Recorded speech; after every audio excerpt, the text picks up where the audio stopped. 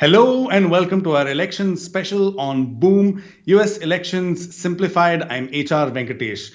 And here at Boom, we're asking very simple questions. So we're not going to get into extended speculation. We're not going to be tracking the breaking news. We're just going to be asking those explainer type questions that give us a perspective of the US electoral process and how interesting it is. And really, it is quite funny that for the rest of the world, the global world, including India, the US elections has a lot going for it in terms of interest. Is it perhaps because of the United States outsized influence in the world of geopolitics? Is it because of American pop culture having infiltrated the rest of the world? Is it because of American corporations like McDonald's becoming a way of life? Well, we don't know what it is, but it has certainly captured the world's interest. And we're here today to ask some very basic questions. And I'm joined by two of my colleagues. They're fact checkers. Welcome to Mohammed Kudrati and Archis Chowdhury.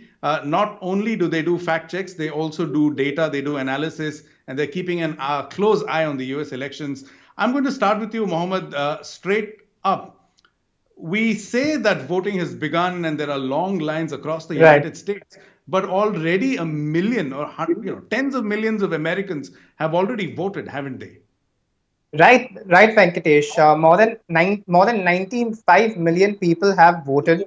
Believe it or not, this is a huge number in so many states that, let's say, in a state like Arizona, more people have voted before election day than all the people that have actually voted in 2016.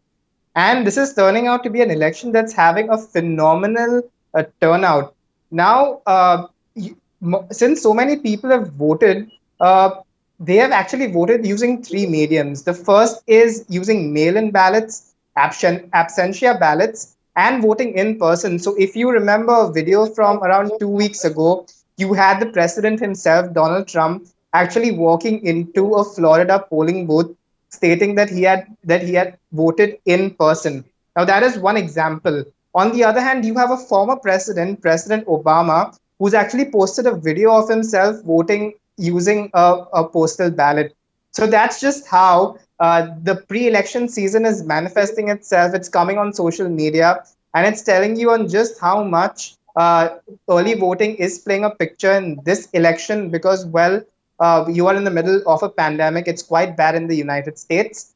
And therefore, early voting and voting through postal ballots is considered a safe way to cast your vote, to exercise your right in a democracy, and to have your say as well. And they'll have their implications as well, legally speaking. Absolutely. Uh, Yes. we'll get to that in the next few questions and the next few segments that we're going to be doing. But I'm going to come to you, Archis.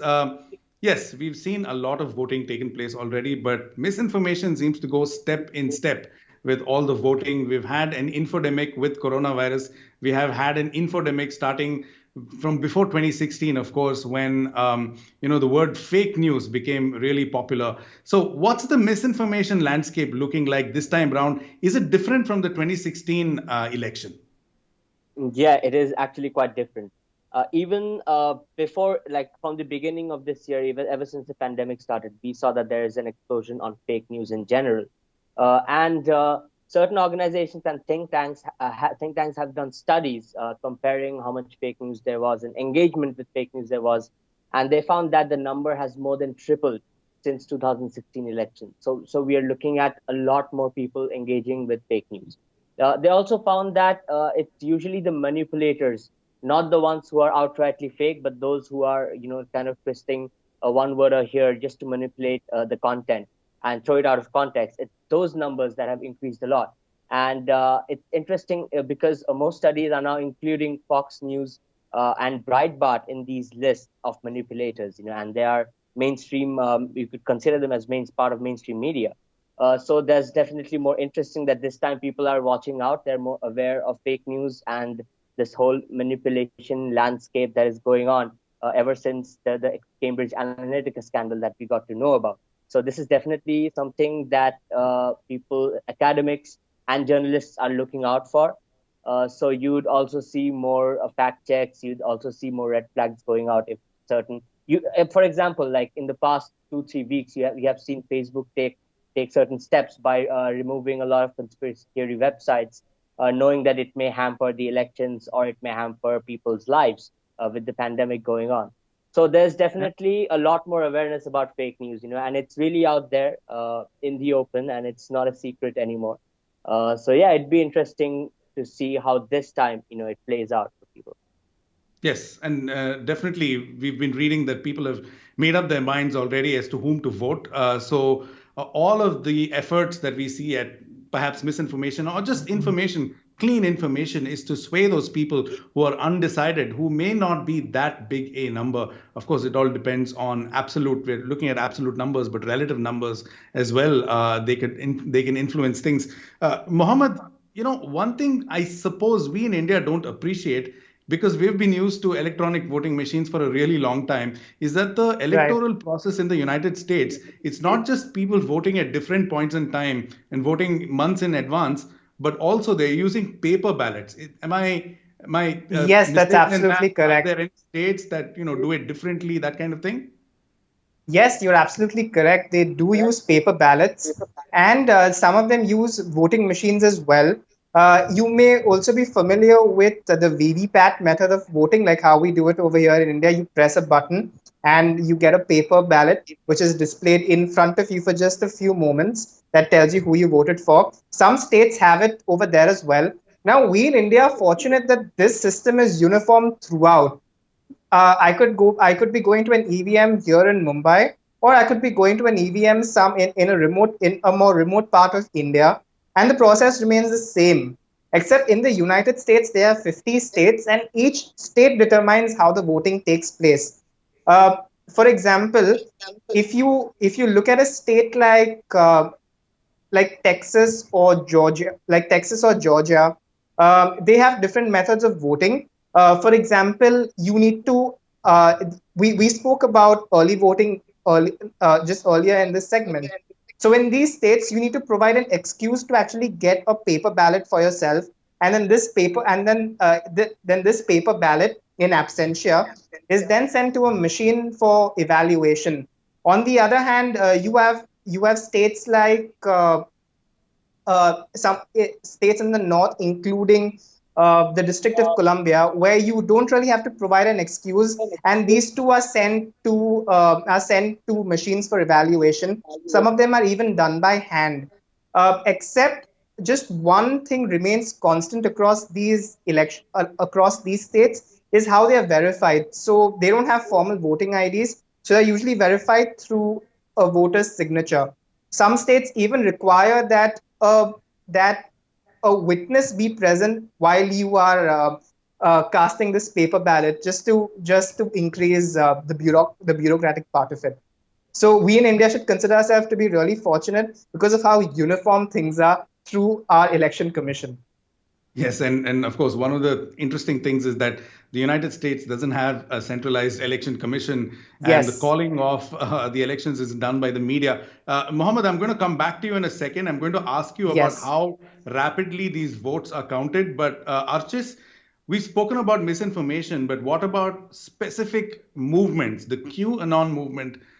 To be more specific, can you tell us a little more about what QAnon is and how it has influenced the the American elections?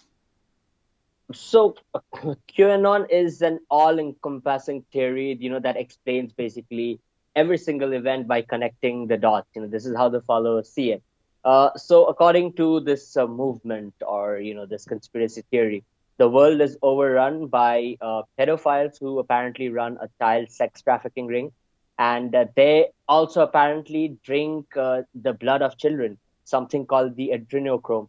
And I mean, this term has a lot of anti-Semitic, sentiments behind it, because these kind of rumors were very frequently used against Jews in Europe, 500 years ago. So all these kind of theories put together, and it also states that Donald Trump is this one person who's waging a secret war and kind of protecting the normal people from this, this cabal of pedophiles.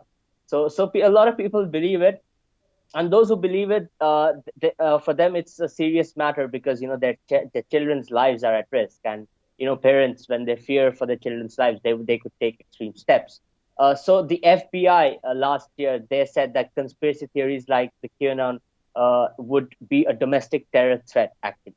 And it goes against how Trump, the kind of narrative that Trump pushes forward of Antifa being the terror threat, whereas the FBI denied that Antifa is in fact a problem at all, and said the exact opposite about these people whom Trump actually kind of praised in one of his rallies, where he said that they're good people too. So I mean, these kind of things are bound to happen when you have misinformation coming right from the top, from the president, and through a chain of networks of media, and then a vast network of websites, that are used to attack people on Facebook. And most U.S. Voters, I would say, right now are on Facebook. So yeah, you have a playground right there. Yes. And of course, there's a lot to be talked about how the tech platforms have been dealing with QAnon and other threats as well, not just Facebook, but Twitter and Google as well. We'll come back to that, of course, in subsequent discussions. But one quick and final question to you, Mohammed. How rapidly are they going to be counting? I mean, when can we expect to have an indication of trends? Are they going to be counting the votes, in-person votes at the same time as the ballot votes? What's going on? Can you tell us a little more about that? Well, so we know that votes are counted at the state level, and when you break it down, if you look at last year, you got these county by county results. So states are broken down further into counties. But this time it's really muddled up because we're in the middle of a pandemic, and you do have record high ballot voting. So many states will actually start counting in-person ballots first. The other states will be opening it up at the same time. So which is why you may have heard chatter that Donald Trump will see a surge initially in the polls when in-person voting is counted first, because and later Biden is expected to take a surge. But again, this is all conjecture. This is not certain at any point.